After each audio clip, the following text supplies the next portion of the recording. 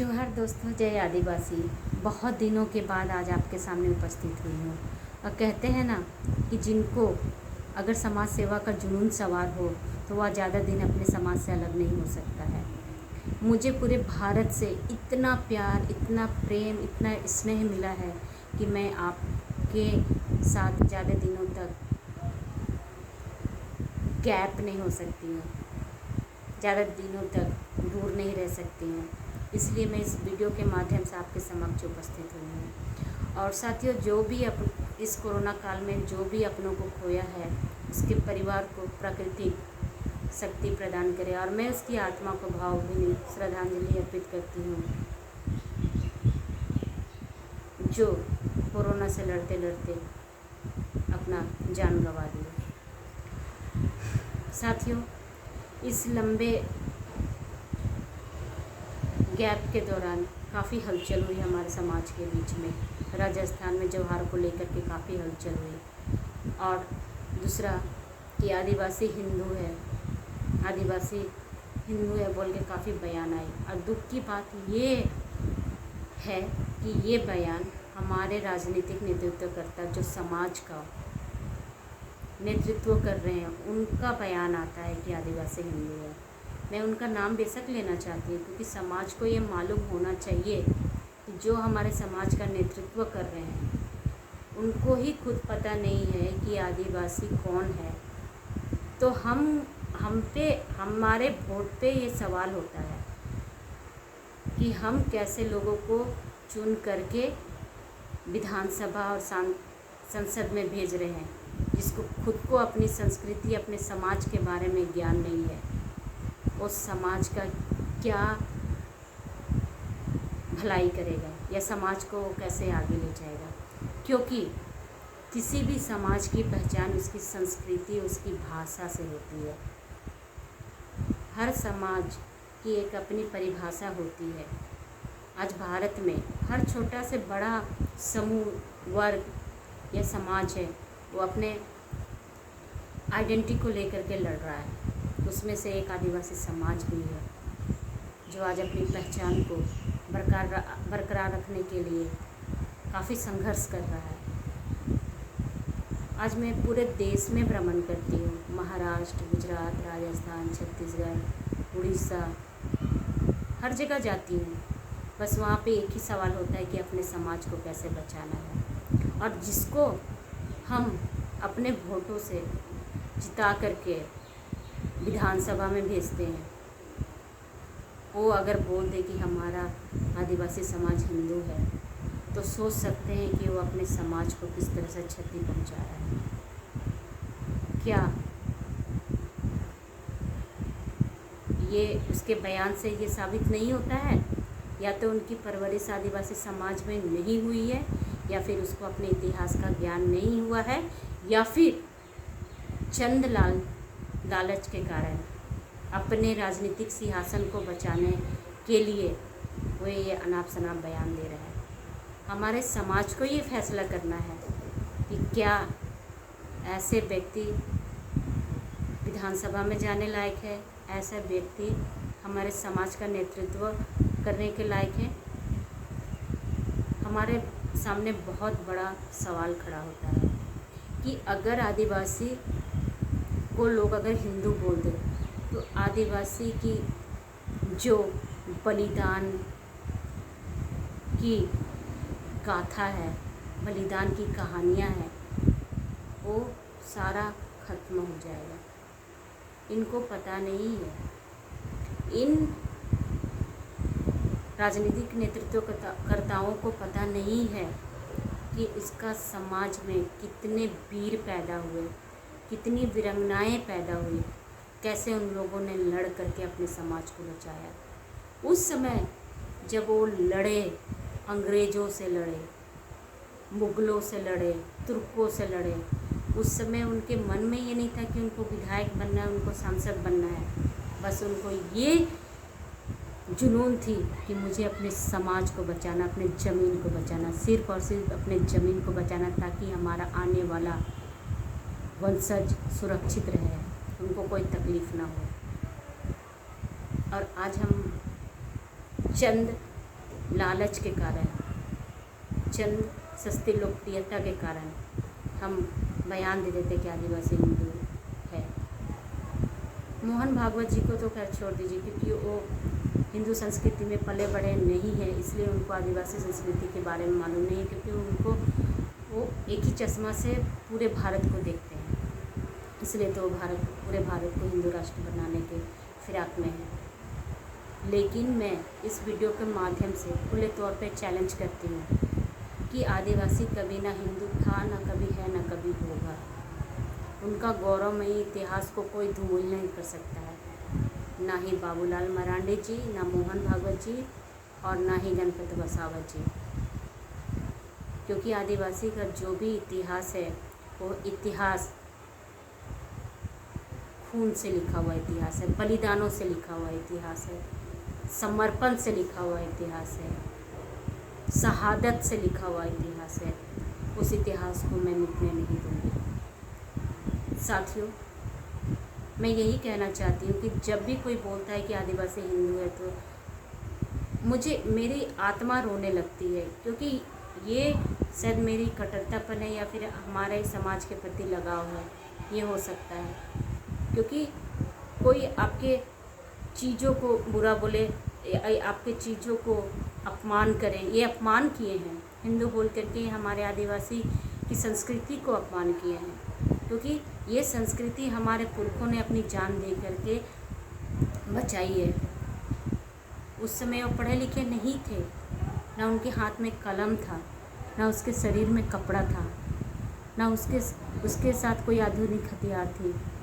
वो लोग अब तीर धनुष ले करके एक जंगल से दूसरे जंगल जा कर के अंग्रेज़ों से, मुग़लों से लड़ाई लड़े, तब जा कर के आज हमें इतना सुख मिल रहा है, हम राजनीतिक सिंहासन पे बैठ पाए हैं। सबसे पहले हमारे जितने भी धारा सभ्य हैं उनको अपना इतिहास जानना होगा, अपनी संस्कृति को जानना होगा।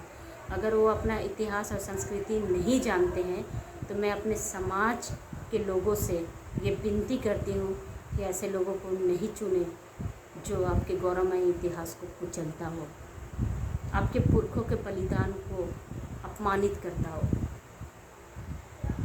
मैं नहीं कह रही हूँ, ये देखिए हमारे बड़े बड़े नेता वो भी आज प्रमाणित करते हैं कि आदिवासी हिंदू नहीं है। बाल गंगाधर तिलक की किताब है भारतवर्ष का इतिहास, उसमें साफ लिखा हुआ है कि हिंदू आर्य भारत के मूल निवासी नहीं है।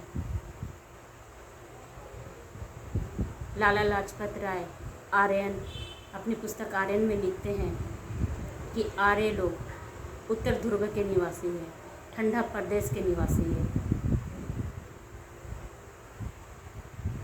पंडित जवाहरलाल नेहरू की किताब पिता पुत्री के नाम पे जो उसने किताब लिखी है उस पर साफ लिखा है कि आर्य मध्य एशिया से आए और द्रविड़ पे आक्रमण किए, संघर्ष हुआ इन दोनों के बीच में। निसंदेह इन लोगों का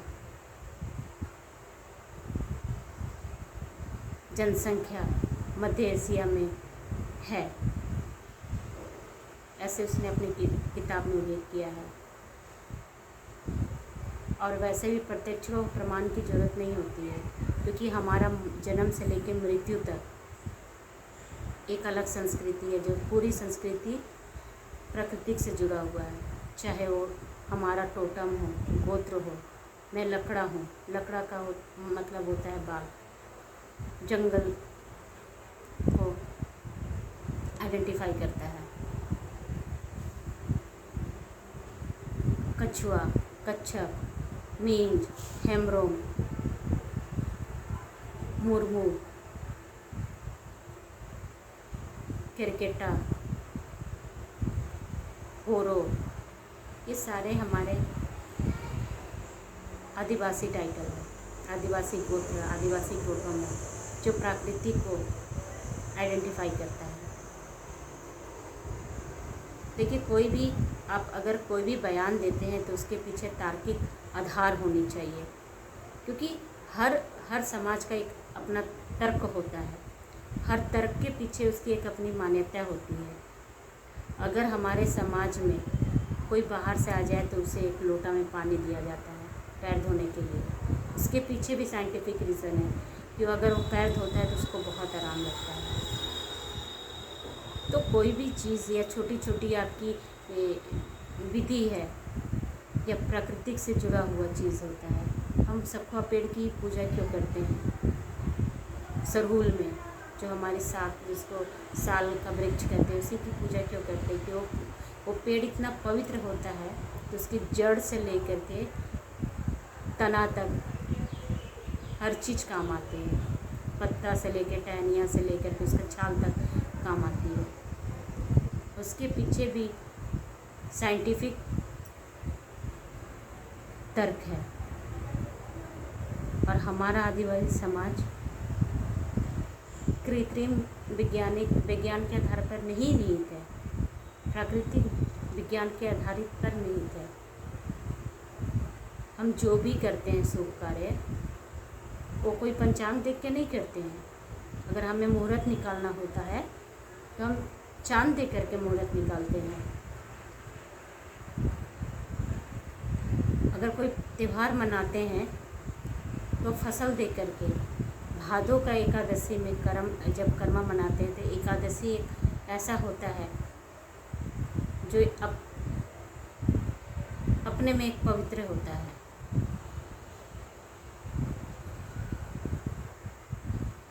कर्मा का त्यौहार वो भी प्राकृतिक आधारित होता है, जिसमें हम ये प्रार्थना करते हैं कि हमारा फसल अच्छा से हो। सरहुल भी हम ये करते हैं कि सरहुल के फूल के जैसा हमारा जीवन हमेशा खुश रहे। प्रकृति जो भी हमको देती है उसको हम धन्यवाद देते हैं अपने पर्व त्यौहार के माध्यम से। हमारा भाषा समूह कोई आर्य भाषा समूह का नहीं है। हमारा कोई देवनागरी लिपि का भाषा समूह नहीं है। हमारी एक अलग भाषा है। हमारी संस्कृति, हमारे समाज में बलि देने की प्रथा है। बिना मुर्गे का बलि दिए बिना शादी संपन्न नहीं होता है हमारे यहाँ।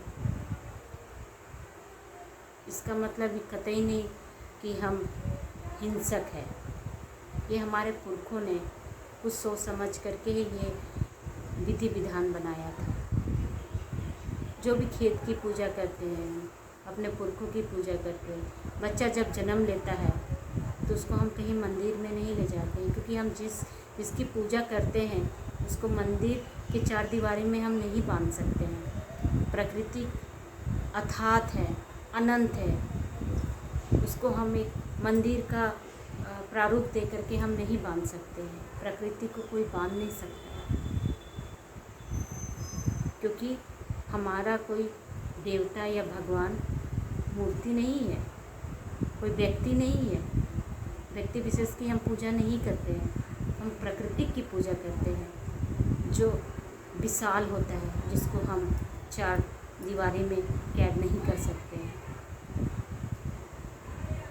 प्रकृति को हम देख सकते हैं, महसूस कर सकते हैं। हम अपने भगवान को महसूस कर सकते हैं, हम अपने भगवान को देख सकते हैं, क्योंकि वो भगवान प्रकृति हमारा पेट पालता है। जब हम बीमार होते हैं तो हमें दवा देता है अपनी जड़ी बूटी से। जब हमें कोई धार्मिक कार्य करना होता है तो अपने फूलों से हमें आशीर्वाद देता है। तो आज जो विषय है, जो बात है, मैं ये नहीं कह रही हूँ कि या फिर मैं गणपत जी का या फिर मैं बाबूलाल मरांडी जी का अपमान नहीं कर रही हूँ। मैं उनको ये बतला रही हूँ कि आप खुद को अगर हिंदू बोलते हो तो फिर आदिवासी कौन है? क्योंकि देखिए, संविधान भी 4 कानूनों से संचालित होता है। ये बात अलग है कि हिंदू मैरिज एक्ट के तहत ही सारी जातियों का निवारण हिंदू समाज एक्ट के तहत ही होता है।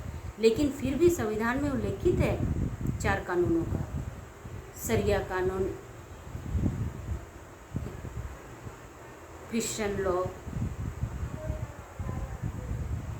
कस्टमरी लोग, हिंदू लोग, और इतना तक कि जनगणना में भी हिंदू, मुस्लिम, सिख,